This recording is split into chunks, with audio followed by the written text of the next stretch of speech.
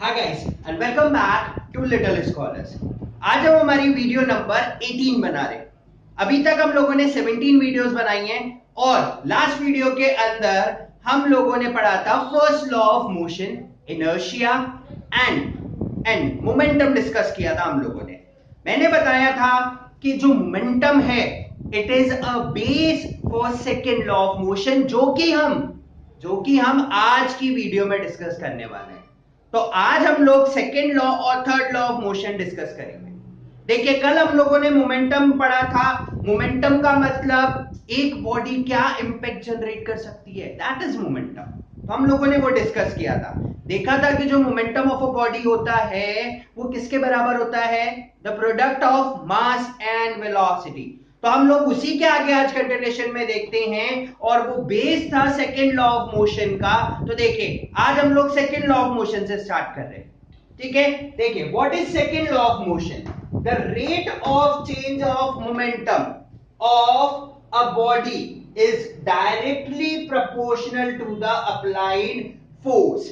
ठीक है, यहां पे वर्ड आया applied force. It the direction of in which the force is applied। ठीक है, जिस डायरेक्शन में फोर्स अप्लाई हो रहा है उस डायरेक्शन में। अब इसका मतलब समझते हैं कि जिस रेट पे मोमेंटम चेंज हो रहा है वो डायरेक्टली प्रोपोर्शनल होगा फोर्स के।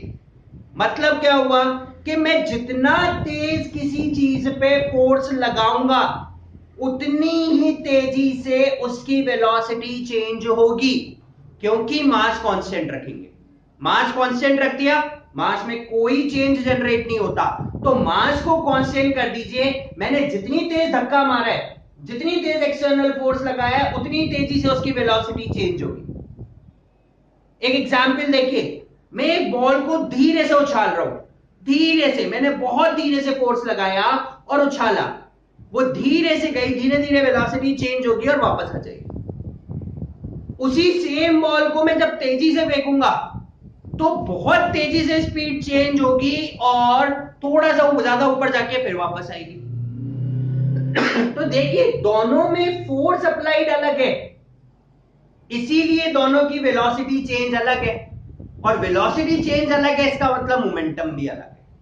That is second law of motion. क्या स्टेट कर रहा है कि जितना तेज फोर्स लगाओगे उतना ही तेजी से मोमेंटम ऑफ अ बॉडी क्या होगा, चेंज होगा। ठीक है, इसको मैथमेटिकली प्रूव करते हैं। देखिए, हम लोगों ने कंसिडर किया at time equals to t seconds के ऊपर कोई बॉडी ए पोजीशन पे रखी हुई है और उसकी मास m है, u वेलोसिटी से वो मूव कर रही है। ठीक है, मैंने उसके ऊपर F फोर्स अप्लाई किया है, राइट। डायरेक्शन ऑफ बॉडी क्या होगा, मूवमेंट, जिस डायरेक्शन में फोर्स अप्लाई कर रहा हूं। तो अब इस ए पॉइंट के ऊपर इस बॉडी का मोमेंटम कितना होगा, और उस मोमेंटम को हम लोग बोलते हैं इनिशियल मोमेंटम। हमने लिया initial momentum of a body, that is p1, किसके बराबर होगा, मास इनटू वेलोसिटी। मास था बॉडी का m, वेलोसिटी थी बॉडी की u। अब कुछ टाइम t1 पे, ठीक है, बॉडी की पोजीशन हो गई v, right, uniform acceleration perform कर रही थी, m मास है एज इट इज। अब इसकी वेलोसिटी हो गई v। ठीक है, तो अब इसका फाइनल मोमेंटम देखिए, final momentum that is p2 is equals to m into v। Now change in momentum निकालना हम लोगों को। Change in momentum that is final minus initial. Final कितना था, m into v minus m into u। यहां से हम लोग m को कॉमन लेते हैं, कितना आ गया, v minus u। This is change in momentum. तो मास को कांस्टेंट रखा है, जिस रेट पे वेलोसिटी चेंज हो रही है, देखिए change in velocity v minus u, उतना ही ज्यादा फोर्स लगा रहा हूं। ठीक है, now force is equals to rate of change of momentum. जहां रेट की बात होगी वहां पे वर्ड यूज करूंगा टाइम। तो फोर्स किसके डायरेक्टली प्रोपोर्शनल हो गया, change in momentum upon time. अब हम इसमें वैल्यूज पुट करते हैं। F is directly proportional to change in momentum is m into v minus u upon time t। ठीक है, अब रिकॉल कीजिए what is v minus u upon t। This is first equation of motion that we have read in video number 4। ठीक है, v minus u upon t is acceleration a। तो acceleration a, इसकी जगह हम लोग a put करेंगे तो f is directly proportional to m into a। ठीक है, f इज इक्वल टू, अब इस प्रोपोर्शनैलिटी कांस्टेंट को हटाते हैं और उसकी जगह हम लोगों ने प्रोपोर्शनैलिटी कांस्टेंट k रखा है, तो f is equal to k m into a। यहां पर k की वैल्यू होती है 1, तो फोर्स कितना आ गया, मास इंटू एक्सेलरेशन। देखिए यहां पे फोर्स दो चीज से डायरेक्टली प्रोपोर्शनल है, मास के भी और एक्सेलरेशन के भी। क्या मतलब हुआ इसका कि जितना ज्यादा मास उतना ज्यादा फोर्स लगाना पड़ेगा। सिंपल एग्जांपल, ट्रक को धक्का दो और साइकिल को, मास ट्रक का ज्यादा है, फोर्स ट्रक पे ज्यादा लगाना पड़ेगा। साइकिल का मास कम है इसलिए फोर्स कम लगाना पड़ेगा।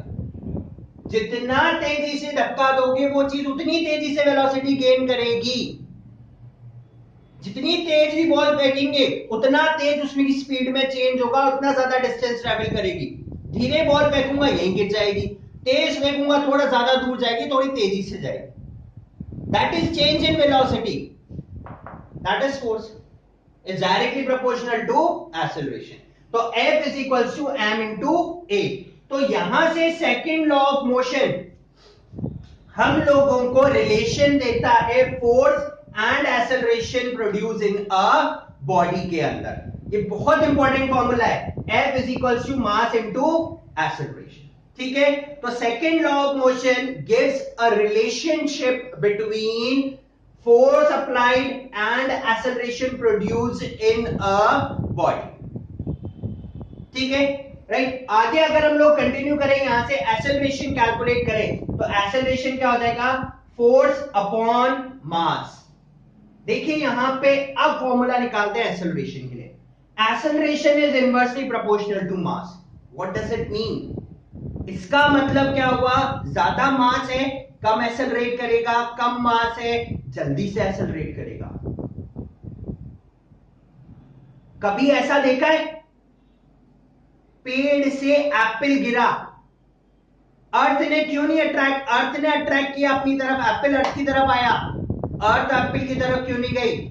थर्ड लॉ ऑफ मोशन में पढ़ेंगे, उसके लिए अभी से यहां पे बेस पक्का कर लो। अर्थ का मास ज्यादा है, इसका मतलब एक्सेलरेशन अर्थ में कम होगा। एप्पल का मास कम है, एप्पल के अंदर एक्सेलरेशन ज्यादा होगा।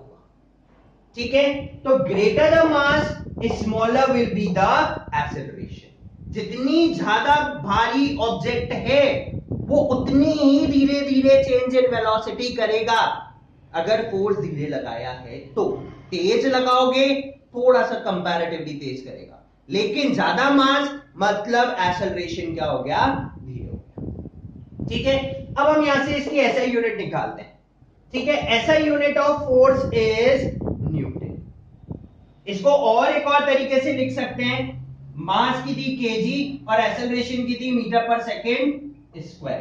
That is also known as newton. What does newton means? यहां पे ये उनके ऊपर है जिन्होंने इस फोर्स को डिस्कवर किया है, इसीलिए फोर्स की यूनिट रखी गई है न्यूटन। ठीक है, तो if somebody ask what is 1 Newton force, अगर कोई हमसे पूछता है 1 न्यूटन का फोर्स से आप क्या समझते हैं, तो हम क्या बोलेंगे, जब 1 केजी की बॉडी को फोर्स लगाकर 1 मीटर पर सेकेंड का एक्सेलरेशन जनरेट करे, that is known as 1 newton. ये हुआ हमारा second law of motion, that is force is directly proportional to rate of change of momentum of a body and force is equals to mass into acceleration। इसके बाद हम लोग next topic पढ़ेंगे mathematical proof of first law by using second law. देखिए first law में हमने क्या बोला था कि अगर कोई फोर्स ना लगाया जाए एक्सटर्नल, तो बॉडी अगर रेस्ट पे है तो रेस्ट पे रहेगी, मोशन पे है तो मोशन में रहेगी। उस चीज को हम लोग इससे प्रूव करते हैं। देखिए हम लोगों ने यहाँ पे फोर्स का फॉर्मूला निकाला था, that is mass into acceleration. Acceleration को कैसे लिख सकता हूं, v minus u upon T. मैंने फोर्स को लिया 0, इसका मतलब बॉडी के ऊपर कोई एक्सटर्नल फोर्स नहीं लग रहा है, ठीक है। In absence of external force, देखिए टी यहां जाके मल्टीप्लाई होगा, तो ये हो गया 0 into t is equal to m v minus m u. हम इस एम यू को उधर लेके जाते हैं, m v is equal to m u, m से एम कैंसिल हुआ, v is equal to u। इसका मतलब final velocity is equal to initial velocity. मतलब क्या हुआ, वेलोसिटी में कोई चेंज जनरेट नहीं हो रहा है जब हम एक्सटर्नल फोर्स अप्लाई नहीं कर रहे हैं या फोर्स 0 है। मतलब क्या हो गया इसका, कि अगर बॉडी रेस्ट पर है तो रेस्ट पे ही रहेगी, मोशन कर रही है तो यूनिफॉर्मली मोशन करती रहेगी अगर एक्सटर्नल फोर्स नहीं है तो this is a mathematical proof for first law by using second law. Next हमारा लास्ट टॉपिक जो कि था आज की वीडियो का, that is third law of motion. What is third law of motion? कभी दीवार पे लात मारी है, क्या होगा, वापस से पीछे आएगी हमारी लात, हमें धक्का लगेगा। ऐसा क्यों हुआ? ठीक है, हम लोग किसी चीज को पकड़ के खींच रहे बहुत तेज, या किसी पर्सन को खींच रहे और उसने छोड़ दिया, हम उसको खींच रहे थे, हम उल्टे डायरेक्शन में वापस पीछे जाते हैं, ये भी क्यों हुआ? किसी चीज पे पंच मारा दीवार पे, हमारे हाथ पे भी लगेगी, क्यों? ये डिफाइन करता है थर्ड लॉ ऑफ मोशन, ठीक है। That is whenever one body exert a force on another body, the second body exerts an equal and opposite force on the first body। एक बॉडी ने दूसरी बॉडी के ऊपर force लगाया, उतना ही same force opposite direction में second body first body के ऊपर लगाएगी। That is third law of motion, ठीक है। वापस से समझिए, एक बॉडी ने, हम लोगों ने दीवार को पंच किया, हम लोग फर्स्ट बॉडी थे, ठीक है, दिस इज वॉल, हमने दीवार को पंच किया, सेकेंड बॉडी थी ये, मैंने पंच किया, ये एक्शन था, ठीक है। दीवार वापस से मेरे ऊपर उतना ही फोर्स लगाएगी लेकिन अपोजिट डायरेक्शन में, ठीक है, दैट इज रिएक्शन। तो हर एक्शन के लिए रिएक्शन होता है, that is third law of motion. तो थर्ड लॉ ऑफ मोशन को अगर सिंपल लैंग्वेज में लिखें तो हम क्या लिखेंगे, टू एवरी एक्शन, एक्शन मतलब जो फर्स्ट बॉडी परफॉर्म कर रही है, there is equal and opposite reaction. जितना फोर्स एक बॉडी ने दूसरी बॉडी पे लगाया है, उतना ही इक्वल और अपोजिट फोर्स दूसरी बॉडी भी पहली बॉडी के ऊपर लगाती है, और ये डिफाइन करता है थर्ड लॉ ऑफ मोशन। अब देखिए, हम लोगों ने दीवार पे लात मारी थी, दीवार ने बैक किया वापस से और हम लोग पीछे की तरफ धकेल गए, तो हमने एक्शन किया था, दीवार ने रिएक्शन करी, ठीक है। जब भी हम लोग बंदूक चलाते, पिस्टल चला रहे, ठीक है, क्या प्रिफर किया जाता है, शोल्डर पे रखिए, क्यों? क्योंकि वो वापस से बैक आती है जब हम उसको आगे की तरफ फायर करते हैं। एक्शन किया, वापस से अपोजिट डायरेक्शन में रिएक्शन। फायर ब्रिगेड्स के जो पाइप्स होते हैं, अगर उनको छोड़ दिया जाए, वॉल ऑन है पानी का, उनको छोड़ दिया जाए तो वो यूं राउंड करते हुए बैक डायरेक्शन में आएंगे, राउंड करते हुए, क्यों? क्योंकि पानी निकल रहा है आगे की तरफ, तो अपोजिट रिएक्शन हो रहा होगा तो वो कहां आएंगे, पीछे की तरफ। इसीलिए उनको हैंडल करना बहुत मुश्किल होता है, 2-3 जने खड़े रहते हैं। रीजन क्या है, क्या रीजन है उसका, कि जब पानी इतने प्रेशर से बाहर निकल रहा है तो इतना ही प्रेशर वो पीछे भी लगा रहा होगा। That is third law of motion, ठीक है। अब आपके माइंड में एक क्वेश्चन आएगा कि यार जब एप्पल पेड़ से गिर रहा था तो एप्पल ने अर्थ को क्यों नहीं अट्रैक्ट किया? क्योंकि अर्थ उसके ऊपर जिस फोर्स से खींच रही थी उसी फोर्स से एप्पल को खींचना चाहिए था। क्यों नहीं लगाया एप्पल ने अर्थ के ऊपर फोर्स ऑफ अट्रैक्शन के अर्थ एप्पल की तरफ खींचते हुए? इसका जवाब देगा हमारा first second law of motion. हमने पढ़ा था A is inversely proportional to mass. अब देखिए मास ऑफ एप्पल और mass of earth, mass of earth 1000 times, million times greater than mass of apple है। तो मास ऑफ अर्थ ज्यादा है, इसीलिए उसका एक्सेलरेशन क्या हो गया, नेग्लिजिबल हो गया। एप्पल भी खींचता है अर्थ को सेम फोर्स से, लेकिन अर्थ का मास ज्यादा है, इसलिए अर्थ एक्सेलरेट नहीं करती, खाली एप्पल एक्सेलरेट करता है। This is third law of motion. ठीक है, देखिए action and reaction are opposite to each other, right.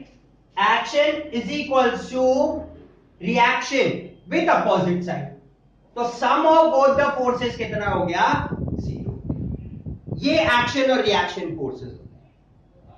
ठीक है, एक और एग्जांपल, हम लोग बोट पे से उतरते हैं, हम जैसे ही आगे की तरफ गए बोट पीछे की तरफ जाती है, हम आगे की तरफ गए, हमने यूं पैर आगे की तरफ रखा, बोट पीछे की तरफ गई, क्यों, एक्शन आगे हुआ तो रिएक्शन का होगा पीछे।